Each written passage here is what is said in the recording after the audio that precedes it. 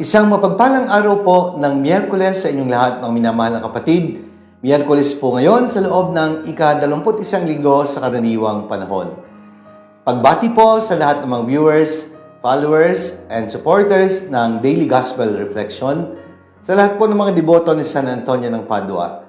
Kayo pong mga tumutulong sa amin at nagpapaabot ng inyong tulong para sa pangailangan ng pambansang dambana ni San Antonio ng Padua. Maraming salamat po sa inyo. Ipagdasal po natin ang isa't isa. Welcome po sa ating Daily Gospel Reflection.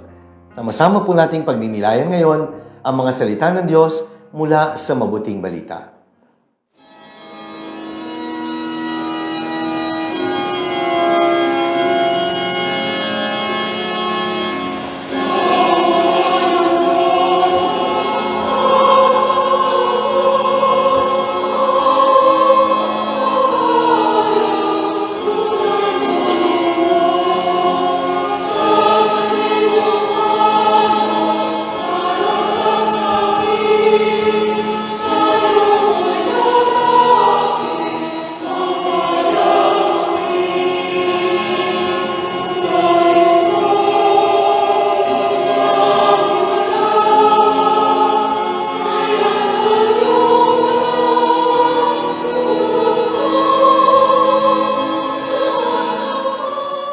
Mga minamahal na kapatid, ngayon pong araw ng Miyerkules sa loob ng ika-21 linggo sa karaniwang panahon, pagdinilayan po natin ang Ebanghelyo ayon pa rin kay San Mateo.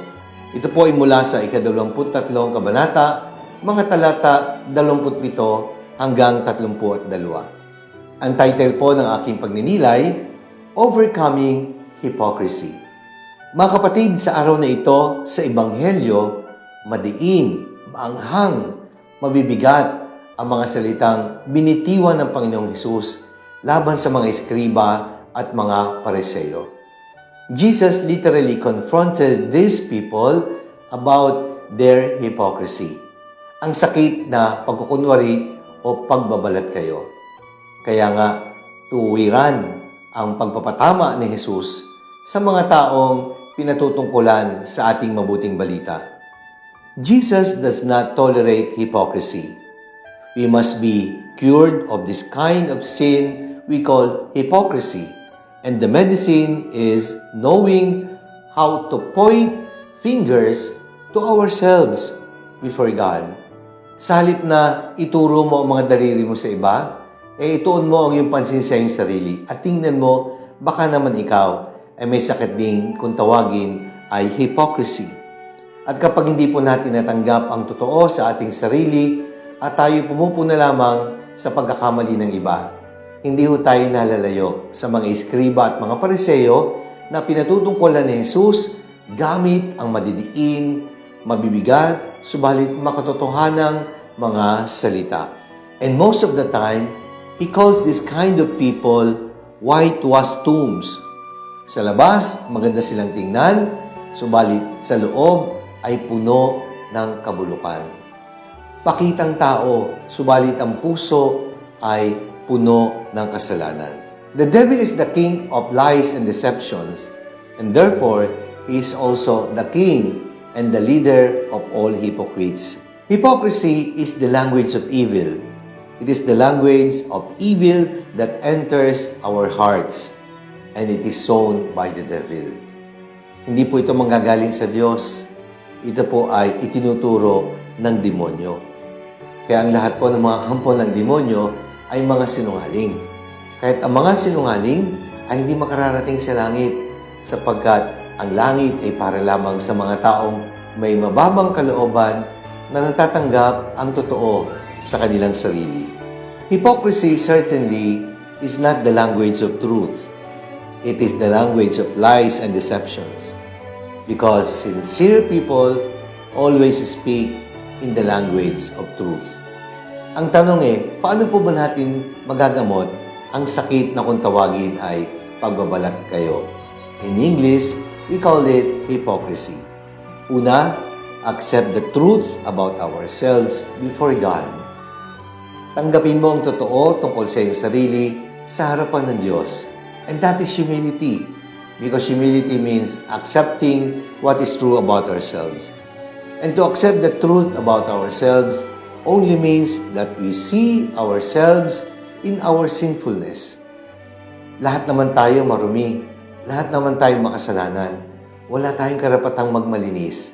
Before God, we are all sinners. Kaya tanggapin natin ng totoo at naway makita natin ang katotohanan na kailangan natin ng Diyos. Because we cannot forgive ourselves. We cannot save ourselves. When we learn to accuse ourselves about our sinfulness, that is the beginning of humility. Sabi nga po ni Pope Francis, a Christian who does not know how to accuse himself or herself is not a good Christian. And that kind of person runs into the danger of falling into hypocrisy. Because it is only in seeing ourselves in our sinfulness that we can feel and experience the love and mercy of God. Kaya nga po, si Pedro, nung maranasan po niya ang isang himala, nang makahuli ng napakaraming isda, kahit di naman oras ng pangingisda at hindi pa naman sila masyadong malayo sa pampang, ano po ang sabi niya sa Panginoon? Depart from me, Lord, because I am a sinful man. Kaya sa harap ng kadakilaan ng Diyos, we can only say, Lord, have mercy on me because I am a sinner. Pangalawa, love sincerely. Sabi nga po sa sulat ni San Pablo sa mga taga-Roma, chapter 12, verse 9, let love be without hypocrisy. Abhor what is evil and cling to what is good. Iwasan ang masama at kumapit sa mabubuti. At hayaang ang pag-ibig ay maging totoo at hindi mahaluan ng pagbabalat kayo. Hypocrites are more concerned with appearances than they are with sincerity and truth. Hypocrites will claim to love someone when actually hindi naman talaga nagmamahal. Magpapakita lang na maganda dahil merong vested and personal interest. They will appear to love others only to obtain favors. Kaya ingat-ingat po sa mga taong nagpapakita ng mabuti para kunin lang iyong kalooban. At sa huli, gagamitin ka lang naman pala. Hindi naman pala tunay na nagmamahal. Panghuli, work on inner sanctification more than outward appearances. Because hypocrites are more concerned with appearances than sincerity and truth. Sabi nga po sa Ebanghelyo, bulag na pariseo, linisin mo muna ang nasa loob ng tasa at ng pinggan at magiging malinis din ang labas nito. O di ba? Malinaw ang pahayag ni Jesus sa ating mabuting balita. Because hypocrites are more concerned with their outward appearance than the true condition of their hearts. Saints are beautiful because they invested so much to beautify their hearts and not only their face. Kaya sa langit, bawal ang pangit. Ang kalooban. Kaya bago ka mag-invest para pagandahin ang iyong panlabas na kaanyuan, mag-invest ka para linisin at pagandahin ang iyong kalooban. Because the Lord does not tolerate hypocrisy. Manalangin tayo. Ama naming banal, Diyos na makapangyarihan, tulungan po kaming laging maging totoo sa pagkasabuhay ng aming pananampalataya. Maging banal nawa kami at maging hindi pakitang tao lamang ang ginagawa naming pagpapakabuti. Ikaw ang Diyos ng katotohanan. Ikaw ang bukal ng kalinisan at kabanalan. Akayin mo kami sa landas ng kabanalan. Amen. Maraming salamat po mga minamahal na kapatid. Sana po nagustuhan niyo at nakatulong ang ating pagninilay sa araw na ito. Sakaling nagustuhan ninyo at nakatulong, i-like po ninyo at i-share. Ibahagi natin ang mensahe ng salita ng Diyos sa ating mga kaibigan, mga kakilala, at mga mahal sa buhay. Let us fill the world with the message and power of God's words. Mga kapatid, sana po suportahan po ninyo ang darating na post-birthday celebration concert ng inyong lingkod sa darating pong September 23, alas 7 po ng gabi. a celebration of life through music, a fundraising project for the renovation of the church sacristy at para po sa pangailangan ng Commission on Family and Life of the Diocese of San Pablo. Bumili po kayo ng tickets, available po sa tanggapan ng parokya at napakalaking tulong po ng inyong may bibigay.